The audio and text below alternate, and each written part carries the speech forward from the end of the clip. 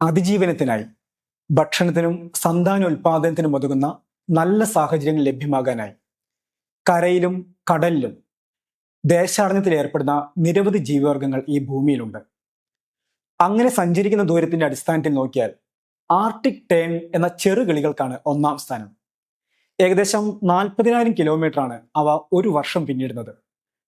കടലിലാണെങ്കിൽ ചാരത്തിമിംഗലങ്ങൾ സഞ്ചരിക്കുന്ന ദൂരം 20,000 കിലോമീറ്ററിന് മേലെയാണ്. കരയിൽ ഒന്നാം സ്ഥാനം കാരിബു റെയിൻഡിയറിനാണ്. 5,000 കിലോമീറ്റർ വരെ ഒരു വർഷത്തിൽ അവ നടന്നു തീർക്കും. എന്നാൽ ഒരു നായ 6 മാസം കൊണ്ട് 4,500 കിലോമീറ്റർ നടന്നു തീർത്ത ഒരു സംഭവമുണ്ട്. ജീവിക്കാനായിട്ടാണ് ജീവിവർഗങ്ങൾ ആയിരക്കണക്കിന് കിലോമീറ്ററുകൾ താണ്ടുന്നതെങ്കിൽ സ്നേഹിക്കാനും ഉടമസ്ഥനോടുള്ള വിശ്വസ്തത പ്രകടിപ്പിക്കാനുമായിരുന്നു ആ നായ കാതങ്ങൾ താണ്ടിയത്.